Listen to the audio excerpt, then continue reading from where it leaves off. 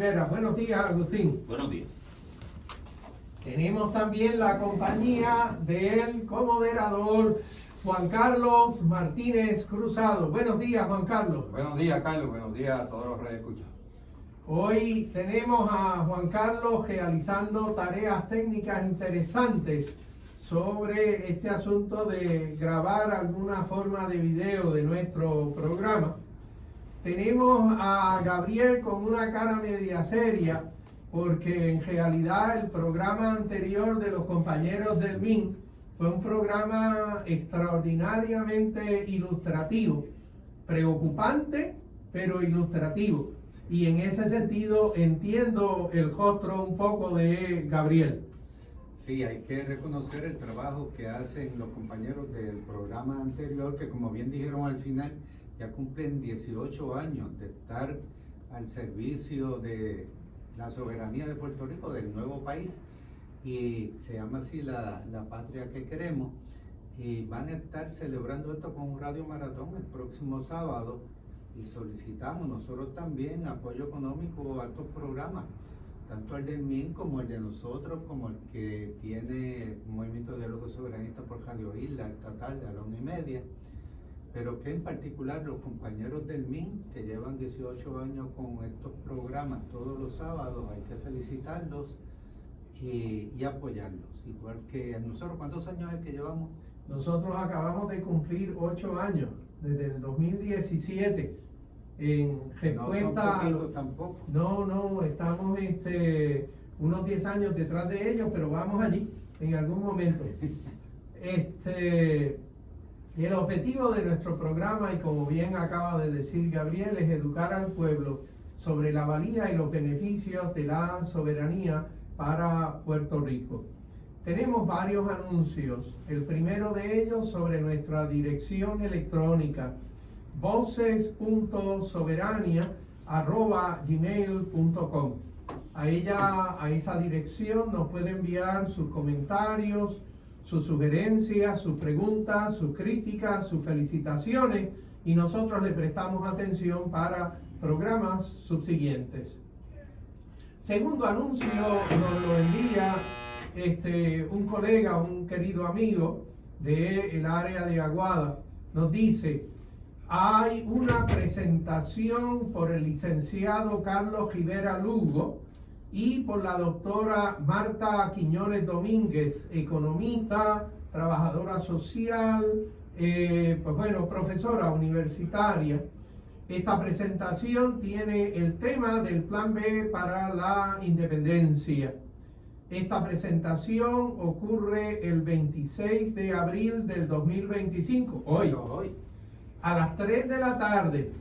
Esto es en el barrio Arenales Bajo, Isabela, carretera 475, kilómetro 1, hectómetro 3.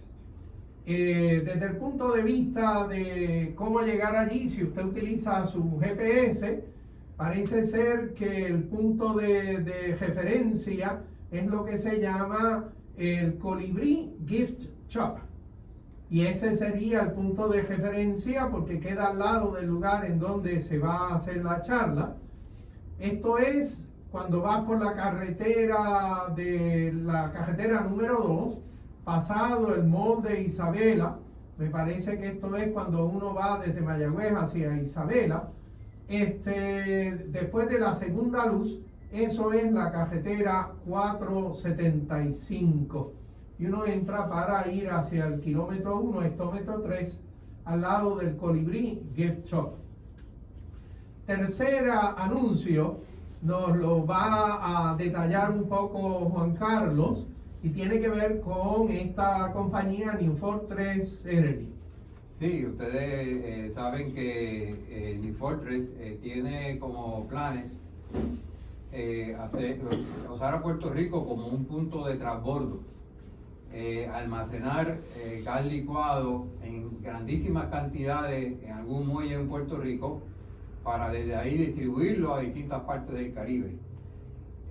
Intentó utilizar el muelle de Ponce para eso, hizo un contrato a espaldas de la alcaldesa y luego cuando salió eso a relucir, la alcaldesa entonces anuló el contrato y de hecho votó al director del puerto que había firmado ese contrato.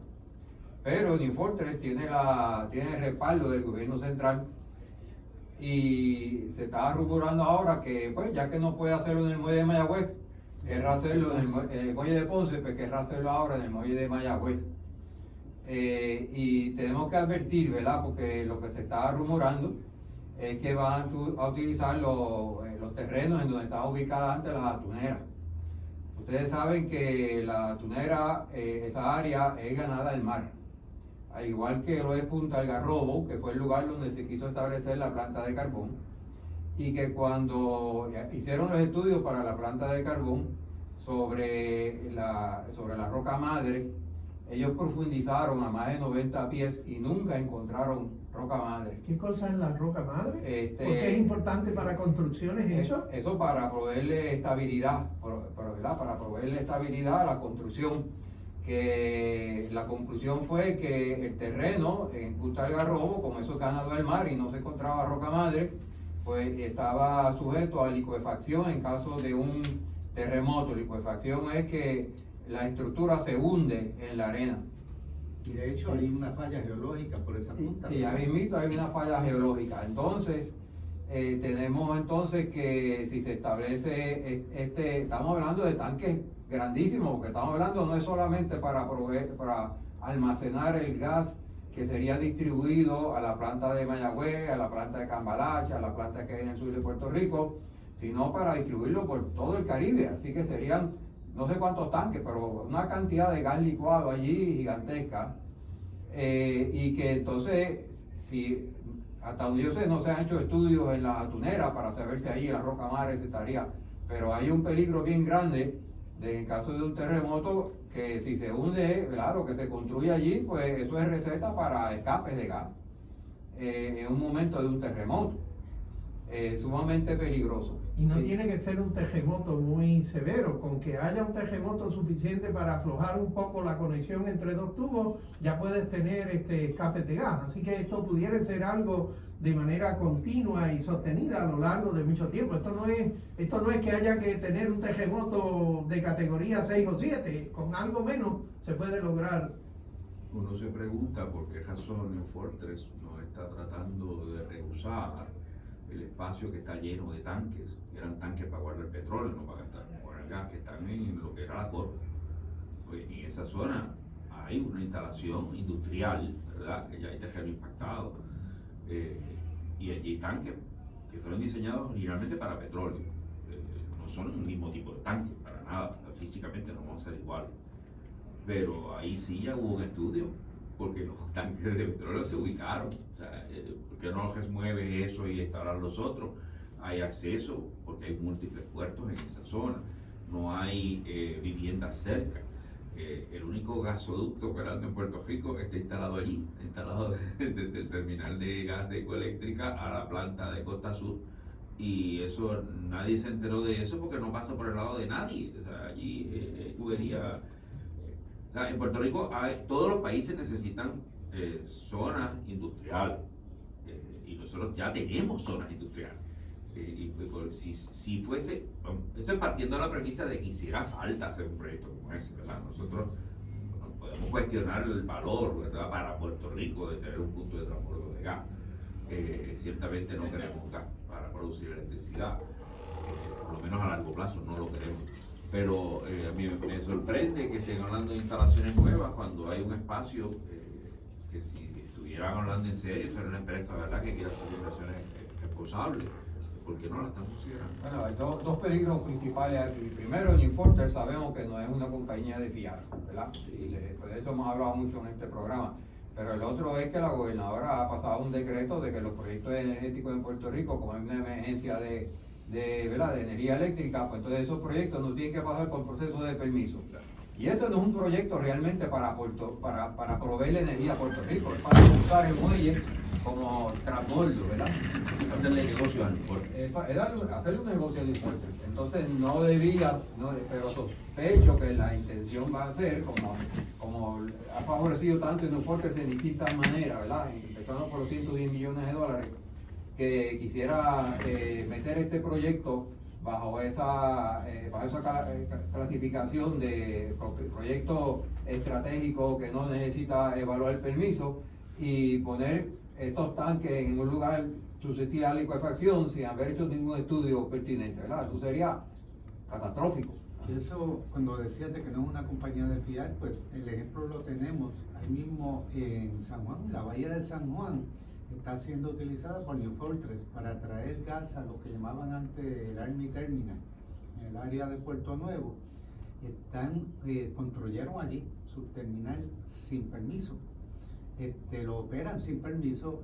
La guardacosta les ha dicho que no pueden traer barcos de más de cierto tamaño y lo hacen, y a veces tienen más de un barco lleno de gas metano en el mismo medio de la bahía de San Juan. Exacto, no más de un barco a la vez, y a veces tienen dos, y los dos son a veces 3 veces más grandes que lo que estaba permitido, el único barco que se permitía. Y el área de impacto de una explosión en esa área incluye 3 municipios alrededor, o sea, porque todo lo que rodea la bahía de San Juan, que incluye entonces también parte de Guaynabo y Cataño. Y aquí en Mayagüez, si se hace eso, pues tendríamos también un área de impacto mucho más grande que simplemente el área allí de donde estuvieron las atuneras. Así que muy bien hizo la alcaldesa de Ponce cuando rescindió ese contrato que había hecho alguien allí, el director de puerto, con New Fortress, y votó al individuo, porque eso es lo que debiera hacerse si alguien trae ese tipo de propuesta para acá, para Mayagüez también. Es bueno señalar que la explosión de gas más conocida fue aquella que ocurrió en 1937 en una escuela en Texas, en donde hubo un escape, explotó, el edificio completo se cayó, murieron más de 300 personas, entre maestros y niños, y el temblor causado por esa explosión se sintió a 40 millas de distancia. Y eso fue en una escuela. Yo no quiero imaginarme uso comercial de gas. Sí, bueno, Capreco aquí, yo sentí esa explosión, yo estaba en San Juan para ese tiempo. ¿Cuál? La de Capeco. La de Capeco, sí. Y el área en que ellos han construido su terminal de gas natural y la conexión que tienen es el puerto que conecta a lo que era Capeco, creo que cambió nombre, pero va por la misma línea, y donde quieren construir una termoeléctrica nueva que use ese gas que traerían por ese puerto. O sea, que están planificando su futuro económico, el de la corporación esa y de los vendedores de gas metano de Estados Unidos, planificándolo encima de nosotros, sin permiso, sin consideraciones. ¿Y qué es lo que ha hecho la administración actual de esta colonia? Pues facilitarle lo más que pueda, hasta facilitarle adelantos de dinero. Y mencionábamos en el otro programa que hay 2 proyectos, además de esta orden ejecutiva de emergencia de la gobernadora, para que no tengan ni que pedir permiso. Hay 2 proyectos del Senado. En estos días dicen que si la gobernadora versus el Senado están de acuerdo en esto, están de acuerdo en chavarnos con estas cosas. Hay 2 proyectos de ley que eliminarían la necesidad de que la Oficina de Gerencia del Presupuesto tenga el visto bueno de recursos naturales para llevar a cabo cosas como esta. Simplemente le pueden preguntar a recursos naturales, pero no importa lo que conteste, porque le dan el poder a la Oficina de Presupuesto y Gerencia de aprobar sin el visto bueno. Oficina de Gerencia de Permiso. Sí, antes era de Gerencia de Presupuesto, ahora es de Gerencia de Permiso. Y no le tienen que preguntar a nadie para estarle dando permisos ahora. Bueno, vayamos a lo que es un tema del día. Antes de eso, primero le damos un saludito aquí al doctor José Israel Alameda Lozada, quien acaba de entrar como tormenta por la puerta. No, es que yo tengo un contrato con New Fortress y por lo tanto siempre entro así atormentadamente. Cristiano, tenemos aquí uno Infiltrado. un infiltrado.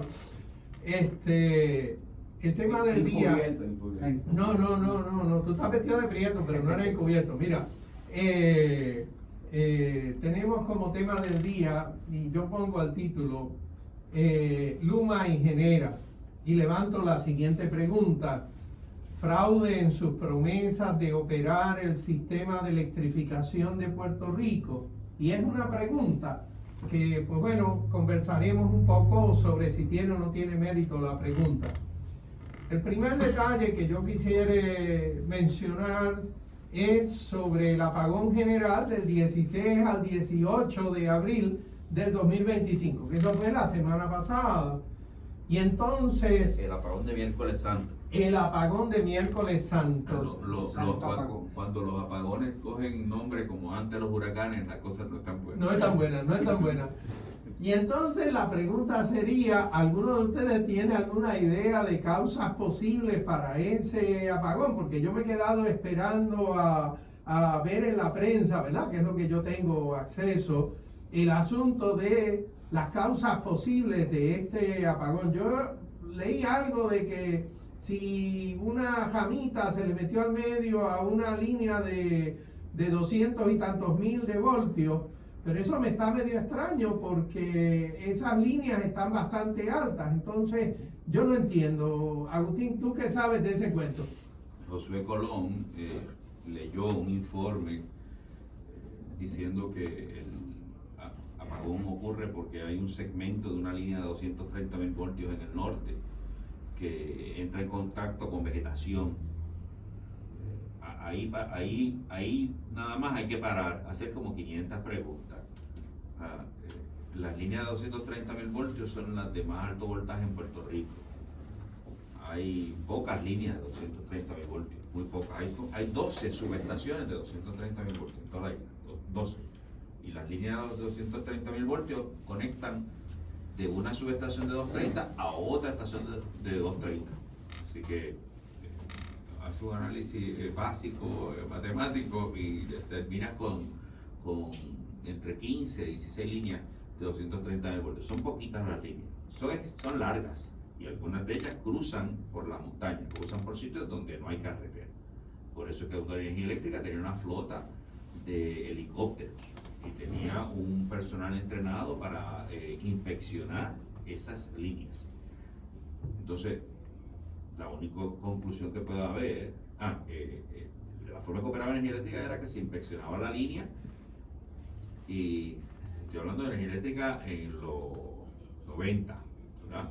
Se inspeccionaba la línea, y las instrucciones del que inspeccionaba la línea, que era un piloto y un inspector. El inspector identificaba un sitio donde había que hacer, donde estaba entrando vegetación a la zona de la línea, y no llegabas a San Juan a hacer un informe para mandárselo a alguien. No, tú sabías que eso le tocaba al distrito de Mayagüez. Pues el piloto venía a Mayagüez, aterrizaba en Mayagüez, llamaban al jefe de Mayagüez, lo trepaban en el helicóptero, lo llevaban al sitio, decía, eso hay que atenderlo. Y al otro día había gente allí atendiendo el problema de vegetación. O sea, esto era el procedimiento usual, y si tú hablas con la gente que trabajaba a cargo de eso en los distritos, te dicen sí. O sea, me treparon el helicóptero en múltiples ocasiones, porque el del helicóptero identificaba el problema, y de nuevo, no se iba a San Juan a escribir un papelito para que alguien te lo avise, no, él tenía instrucciones de ir allí y buscarlo. Esas cosas cuestan. Hay que gastar dinero, y hay que tener pilotos entrenados, y hay que tener helicópteros funcionando, y tú tienes que tener una licencia, que la tiene la compañía. Para operar ese servicio de helicóptero tienes que registrar, que tú no puedes prender un helicóptero y arrancar por ahí a pasear, tú tienes que tener un plan de vuelo, y tienes que notificar esas cosas, ¿verdad? Oye, y esas líneas de 230.000 voltios son bien altas. Son bien altas. O sea, para que la vegetación llegue a tocarla, hay que como que esperar bastante tiempo. Tiene que estar abandonado. O sea, básicamente no puede estar. En los últimos, eso es lo que me dice a mí, es que desde que Luma entró no inspecciona esas líneas. Desde que Luma entró no inspecciona esas líneas, porque si tú miras de esto tú sabes muchísimo más que yo. Los árboles crecen a una razón, ¿verdad? O sea, no crecen de un día para otro. Se tardan en crecer, la vegetación se tarda en alcanzar una altura. Pues entonces tú tienes que pasar meses o años para que una vegetación alcance la distancia vertical, ¿verdad? Que hay desde el suelo hasta las líneas. Yo recuerdo un solo evento asociado a vegetación en una línea de 230.000 voltios en los últimos 30 años de operación de la Autoridad de Energía Eléctrica. Energía Eléctrica entregó a Luma, los primeros 30 años para atrás hubo un evento. En ese evento votaron al jefe de operaciones y ocurrió porque estaban tratando de ahorrar combustible y sobrecargaron la línea. Entonces la línea se acercó al árbol, no fue al revés, porque cuando tú sobrecargas una línea pues se calienta y se elonga, ¿verdad? De hecho, el que tomó la decisión de ahorrar combustible de esa manera es el hoy zar de energía Josué Colón, pero a él no fue que votaron a otro. Este es el único evento en 30 años. Así que, primero, la causa. Si esa es la causa, ahí antes de seguir con todo este informe, tú tienes que hacerle 500 preguntas a Luma. Dice, ¿por qué tú no estás desganchando el 230? Porque no lo estás inspeccionando. ¿Dónde está tu plan de vuelo de los helicópteros? ¿Dónde están tus licencias? ¿Dónde están, quién está a cargo de este tipo de inspección? ¿Quién es la persona con nombre y apellido que solamente hace esto? De hecho, Se dedica a esto. Agustín, antes que siga, yo recuerdo que Luma contrató a uno que había sido vicepresidente de él, que había creado una compañía para hacer esas mismas cosas, para mantenimiento y desganche. Y esta compañía se llamaba algo y le dieron creo que 1.000 millones, algo así, o asignado. Quiere decir que Luma en principio tenía toda esa cantidad de dinero para desganche y cosas así. Luma se ve, tú encuentras desganchando a Luma al lado de la carretera las líneas de distribución. Eso es lo que yo veo. No veo desganche en el campo. El martes de la semana, el miércoles, yo tuve que ir a una reunión en Toro Negro y tomé la brillante decisión de irme por Jayuya. Tuve 3 horas para llegar a Toro Negro, pero hacía 20 años que yo no pasaba por Jayuya y pasé por Jayuya, ¿verdad? Yo me atrevo a decir sin temor a equivocarme, en Jayuya no han desganchado ninguna línea ni en el pueblo ni en el campo, por lo menos la ruta que yo seguí en los últimos, desde María para acá.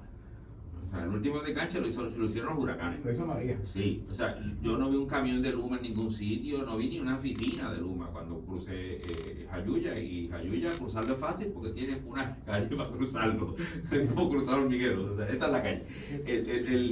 Así que no, el desganche está cogiendo en la zona metropolitana. Ellos tenían un programa de desganche para San Juan, o sea, San Juan está lleno de cemento, que hay que desganchar en San Juan, pues muy poco. Pero fuera de eso, claramente el 230, el sistema de transmisión, que se supone que de ninguna forma entra en contacto con vegetación, está abandonado. Tengo entendido, por lo que viene en el periódico, que de 4 helicópteros que tenía la Autoridad de Energía Eléctrica, 2 hace tiempo que no están en operación, que los mandaron a mantenimiento para Estados Unidos y no están aquí disponibles. Pero en el periódico también vi una explicación de parte de Luma de qué era lo que había pasado, y es una vergüenza. Primero, al decir de que todo empezó con este problema de vegetación, que es una vergüenza que a estas alturas ellos estén aceptando que no han atendido el problema con tantos millones que se les han dado. Y lo otro es que una vez ocurrido el problema, el contacto de la vegetación con la línea eléctrica, 2 aparatos que se supone que hubieran aislado, 2 equipos que hubieran aislado el apagón para que ese cortocircuito no se regara por todo el sistema, fallaron. Pero que esos aparatos los habían puesto antes de que empezara Luma, así como que diciendo, los equipos viejos no son mi problema, como si el contrato que se les dio tan multimillonario no fuera para mantener en funcionamiento y dar mantenimiento a todo el sistema, no importa que no lo haya puesto ni cuándo. Y esos equipos, eso se llama el sistema de protección. Todos los sistemas de potencia eléctrica en todas partes de este planeta operan igual, en el sentido de que tienen las líneas de transmisión en los 2 extremos.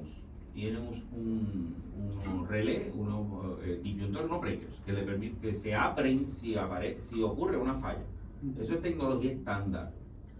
Es la misma en Puerto Rico, en China, en Rusia, en Estados Unidos, en toda parte del mundo. Todos los sistemas de potencia eléctrica tienen exactamente la misma tecnología. Pues no es obsoleta la tecnología es la misma.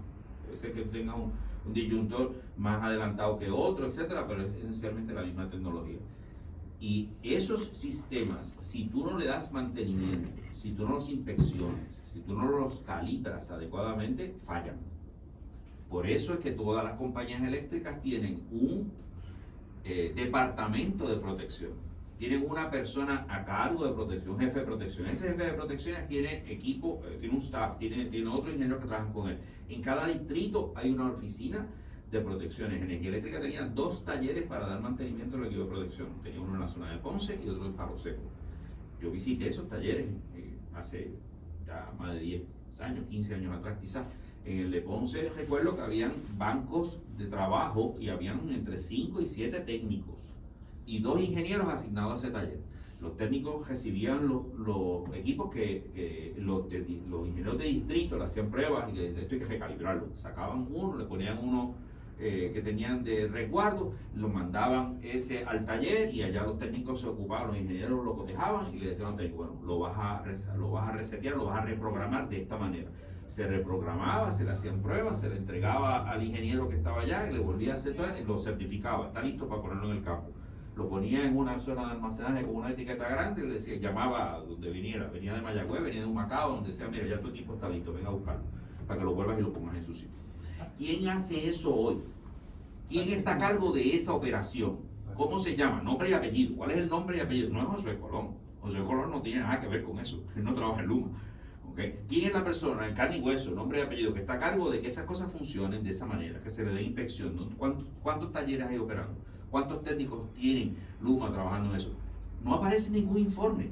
Y no solo no aparece ningún informe. José Colón leyó lo que pasó y no dijo ni media palabra de cómo va a evitar que ocurra de nuevo. Podemos decir que está ocurriendo fiscalización de Luma. No. Hay una narrativa de lo que pasó. Eso es lo único que hemos visto, una narrativa de lo que pasó.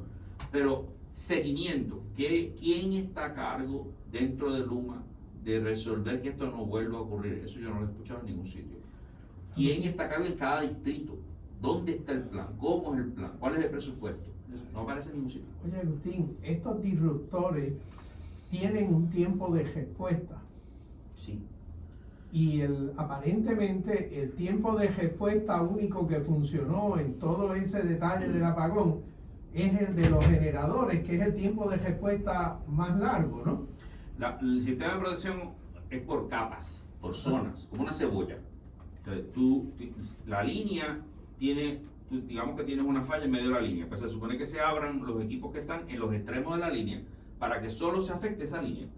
Tú pierdes esa línea. Esos equipos en Puerto Rico se supone que actúan en 1/10 de segundo. ¿Cómo fue? ¿Otra vez? Se supone que actúen cuando operan como tienen que operar, en 1/10 de segundo. Wow. La 10ª parte de un segundo. ¿Okay? Si no opera ese equipo, la segunda capa de protección es las subestaciones. Entonces se abrirían los disyuntores de la subestación a la que está conectada esa línea. Básicamente, eso es de mayor impacto porque al sacar la subestación completa, las otras líneas que llegaban a esa subestación también se afectan, ¿verdad? Pero eso se supone que ocurra antes de medio segundo. Esta falla duró 5 segundos. Esto es una eternidad en un sistema de potencia eléctrica. Básicamente los generadores se salen porque todos están viendo la falla. Básicamente todo el sistema de protección falló, todo. O sea, si Puerto Rico hubiese estado conectado a líneas eléctricas en República Dominicana, es posible que las líneas eléctricas de República Dominicana hubiesen abierto antes de que abrieran los generadores en Puerto Rico para resguardo. Ese informe lo que dice, para alguien que trabaja con un sistema de potencia eléctrico, es que no solo el desganche está abandonado, no solo no atienden la línea de transmisión, el sistema de protección ahora mismo no existe. No hay nadie a cargo de protección, no hay nadie calibrando, no hay nadie velando porque el sistema de protección. Tenemos electricidad porque Dios es bueno.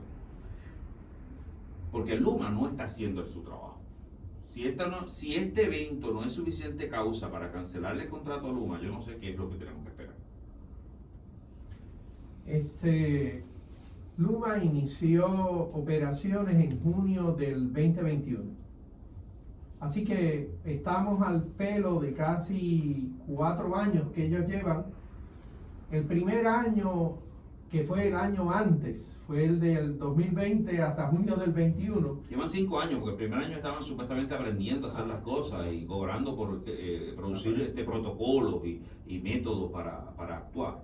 130 millones se le pagaron a Luma en ese previo año para que aprendieran a qué cosa era lo que tenían que hacer. Aprendieron tanto que en las primeras 24 horas cuando entraron, tuvieron un apagón que tuvimos 800.000 clientes, que eso son 2.4 millones de personas sin electricidad. Y todavía en el 2022 estaba maravillando de lo rápido que crece la vegetación aquí. Sí, correcto. Habían estado aquí ya 2 años para darse cuenta de eso. Y ¿Qué ahora... pasaría con el protocolo del sistema de protección que se supone que desarrollaron en ese año? A mí me gustaría que alguien me diga quién es la persona en Luma a cargo de protección. El Nombre y apellido. ¿Quién es la persona? El punto de aquí que a mí me preocupa es que la gobernadora dice que ya tiene un plan para que Luma se vaya, pero está buscando otra compañía privada.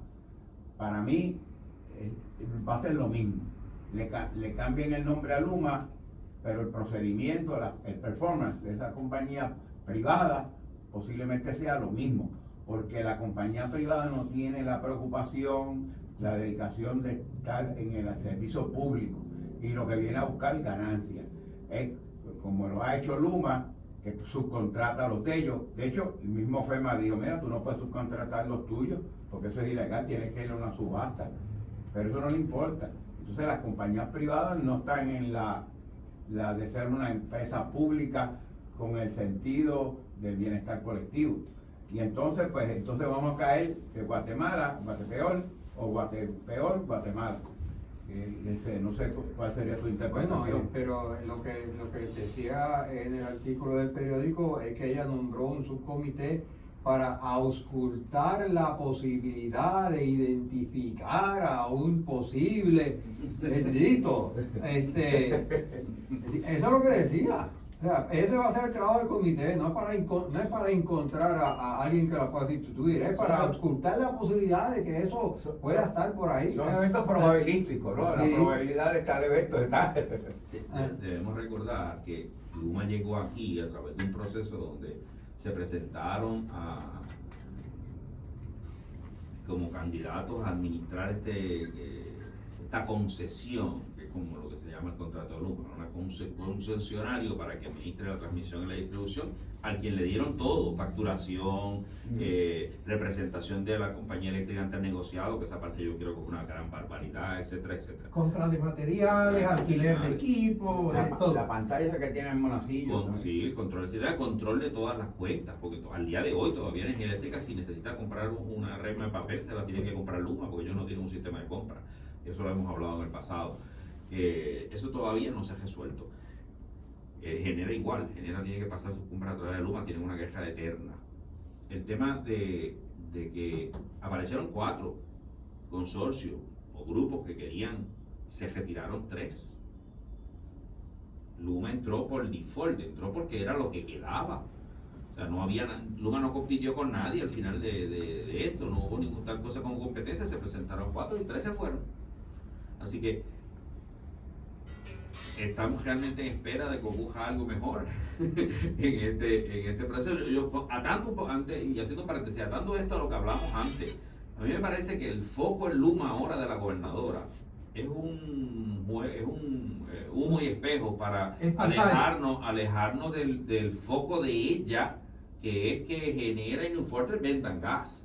Porque aquí no se habla de las deficiencias de Genera operando las plantas de electricidad. Lo que, como el operador de red es Luma, aun cuando las fallas las genera, en este caso no fue así, la falla fue en el sistema de transmisión, eso está claro, la culpa es de Luma. Pero ha habido eventos donde la culpa ha sido de Genera. Y pues el que paga la pena es Luma, porque el que ve el ciudadano es Luma. Así que Genera también tiene serias deficiencias, pero a Genera no lo van a tocar en este proceso. A el foco va a ser, para rayos va a ser Luma, y mientras tanto el proyecto de seguir vendiéndonos gas y empujar todo el asunto del transbordo que trajo Juan Carlos, se va por debajo del radar. De hecho, Luma, cuando, por lo menos en la prensa, cuando estaba proponiéndose para el asunto, no se nos olvide que Luma es un consorcio de compañías que se montan un par de meses antes de conseguir el contrato.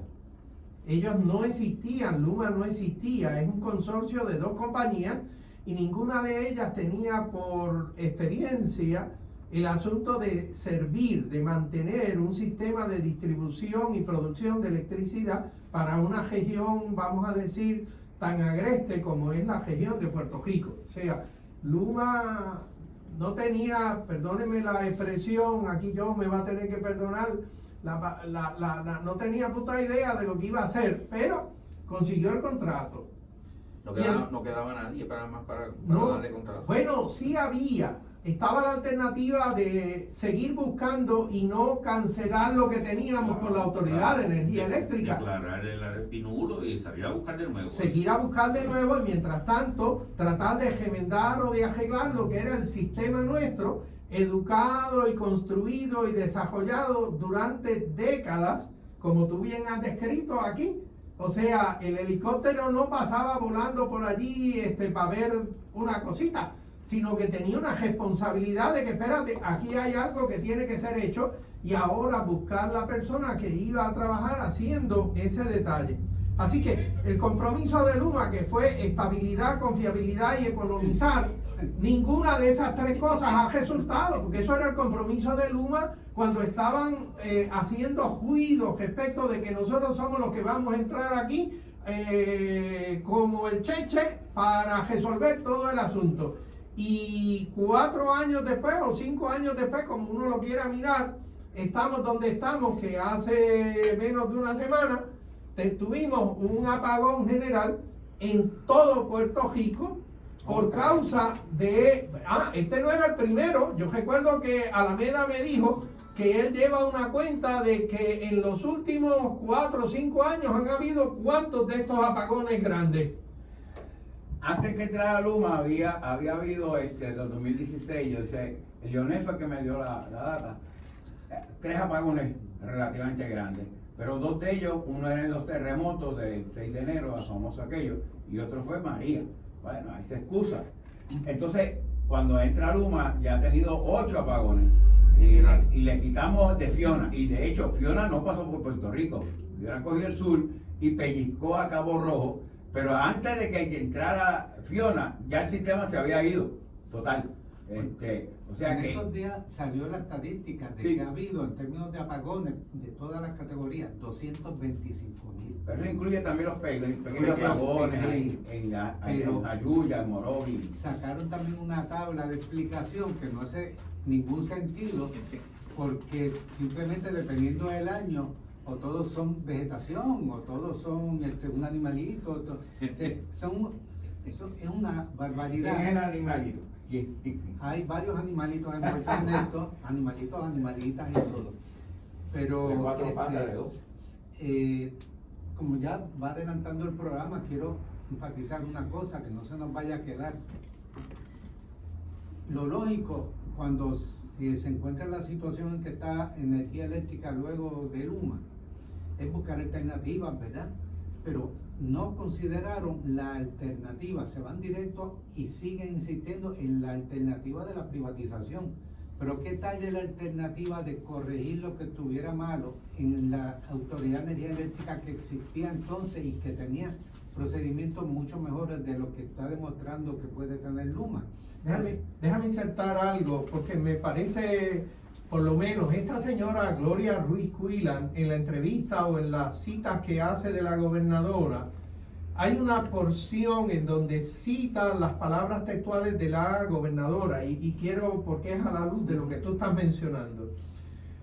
Dice la gobernadora, pero no cerrando las alternativas del pueblo de Puerto Rico a tener opciones para trabajar su transmisión y distribución, dijo la gobernadora en conferencia de prensa luego de culminar la 6ª reunión con el grupo de trabajo que era sobre el sistema de electrificación de Puerto Rico. Así que si uno fuere a creerle a la gobernadora, una de nuestras alternativas es ciertamente montar nuevamente un servicio de electrificación de Puerto Rico que sea público, controlado por el público y donde no haya el objetivo de ganancia de pecunio, que es lo que tiene cualquiera de las compañías que pongan allí a hacer el asunto. Y ellos lo saben, porque ellos hablan, el comité de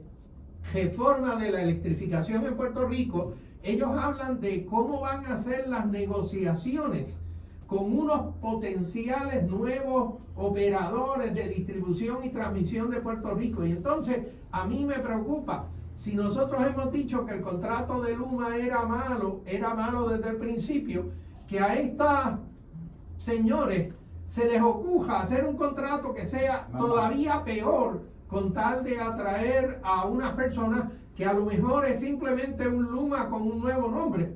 Pero bueno, Gabriel, perdóname, tú te interrumpí. No, las empresas que saben del asunto no se quieren meter en este lío, sobre todo si son compañías éticas que no están buscando nada más que robar de los chavos a algún pueblo por ahí. Y lo que sí seguimos consiguiendo son los enmayados, que es lo que pareciera que están buscando en esta administración. Pero a lo que quiero llegar también es que esta actitud irracional, porque como bien decía Einstein, o se le acredita, hacer lo mismo todo el tiempo y esperar un resultado diferente, es la definición de locura. Pues esta locura de estas administraciones que insisten en que todas las alternativas tienen que ser dentro del marco de la privatización, y una mala privatización, porque no son verdaderas alianzas público-privadas, es estrictamente darle un contrato a alguien para que todos los fondos que tenemos disponibles lo usen ellos y a ver si nos resuelven. Y sin embargo no miran la otra forma de trabajar, que es reconstruir una entidad pública. ¿Por qué está ocurriendo esto?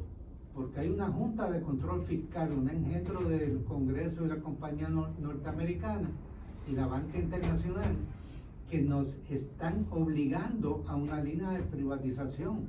Eso es lo que han dicho ellos oficialmente. No, nosotros no estamos obligando a que sea Luma, pero tiene que ser un privado. Pues en lo privado, mira, esto es lo único que se consigue. Así que, como dicen muchas paredes por ahí por Mayagüez, el problema es la colonia. Es el control que tiene una junta de control fiscal que responde nada más que a los intereses de inversionistas norteamericanos y del Congreso, que nos tienen amarrados a unas alternativas que no son las que le convienen a Puerto Rico. Ahora, yo quisiera ir a brincar a otro ángulo que tiene que ver con la autoridad, pero que es también muy pertinente y problemático, y es la situación de los bonistas y de la situación de la cuestión de la finanza y el plan de ajuste de la deuda.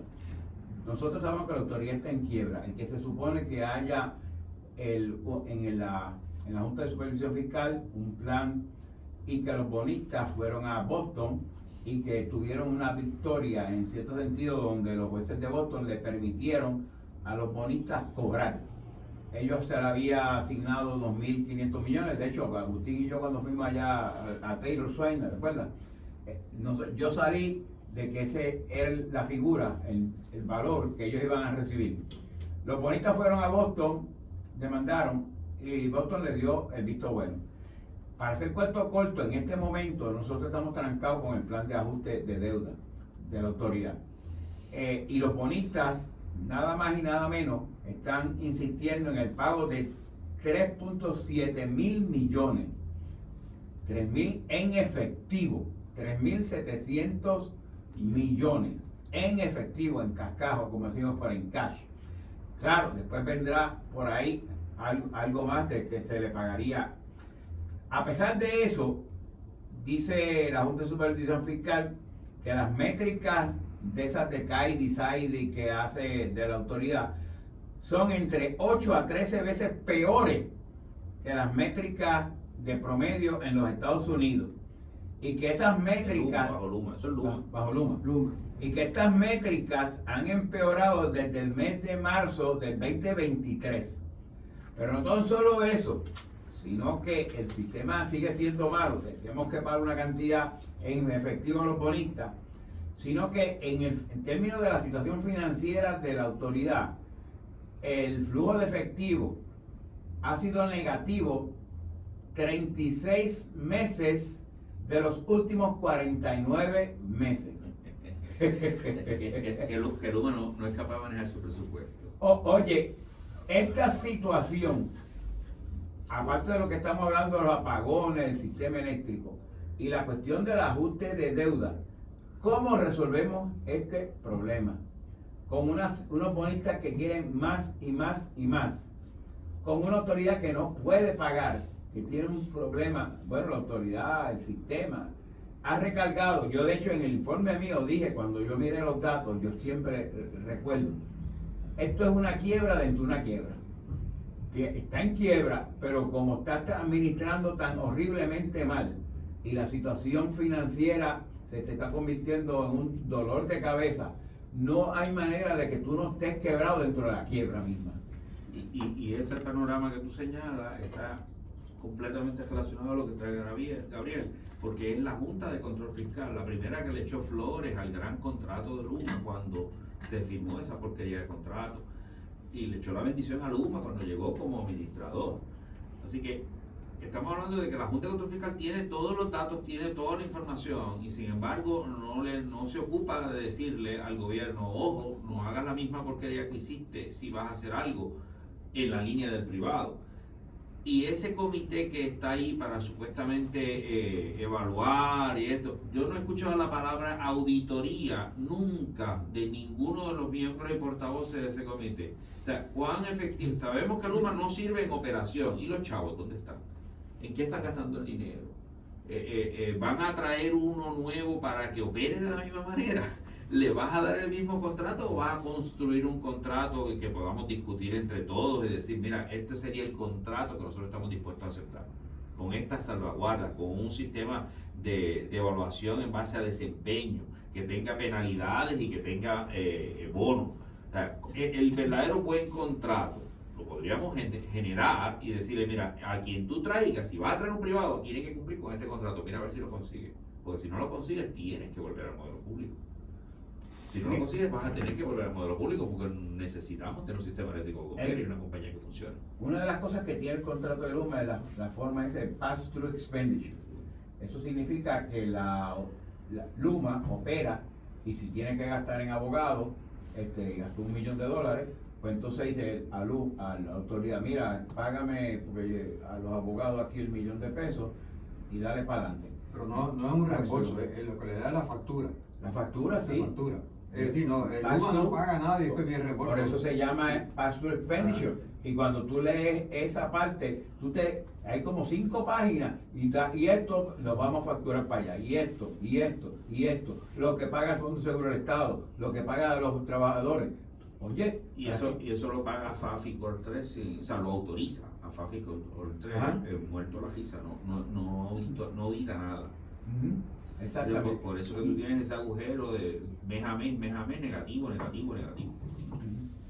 Bueno, yo creo que podemos levantar las siguientes preguntas y no es la intención de que hagamos respuestas en el día de hoy, quizá en un próximo programa podemos hablar al respecto de esto, pero yo creo que Puerto Rico, si hubiéramos sacado del medio las cosas estas ideológicas de la privatización, debimos haber aprendido con los contratos que se trataron de hacer con la Autoridad de Acueductos y Alcantarillados a final de los 90, donde la gobernación del anterior Pedro Joselló González trató de empujar una privatización de algo que realmente no le funcionó al país. Y se votaron 1.300 millones de dólares con 3 compañías distintas que eventualmente todos los tubos jotos que estaban por todo Puerto Rico seguían tan jotos como estaban anteriormente. y debía haber sido motivo de aprendizaje de que quizás la privatización realizada sin supervisión, sin tener en cuenta que tiene que ser como un contrato en el cual hay beneficios para los puertorriqueños, al igual que quizá para las compañías, entonces la cosa pudiera acaso funcionar. Pero si eso no le funciona a Puerto Rico, pues entonces quizá hay que considerar que una de las alternativas es reconstruir el sistema de electrificación público de Puerto Rico, y que entonces es muy probable que algunos de esos antiguos empleados de la Autoridad de Energía Eléctrica, que ahora los mandaron a que corten la grama al frente de un edificio de no sé dónde, no quieran volver, porque entre treparse a un poste y seguir cortando la grama, y ya tienen 5 o 6 años más, pues a lo mejor ya no quieren, y a lo mejor ellos piensan, oye, ya tengo más edad y la vida no es igual, así que o se me olvidó cómo es que tengo que hacer algunas cositas. Eso le pasa a todo el mundo. Entonces cabe la gran pregunta, ¿podrá el sistema de electrificación público levantarse? Yo creo que sí, que es posible que haya que agajar a algunos de esos empleados de Luma que están trabajando ahora y que bueno, pues los pasaremos acá a que trabajen con un sistema público, sí.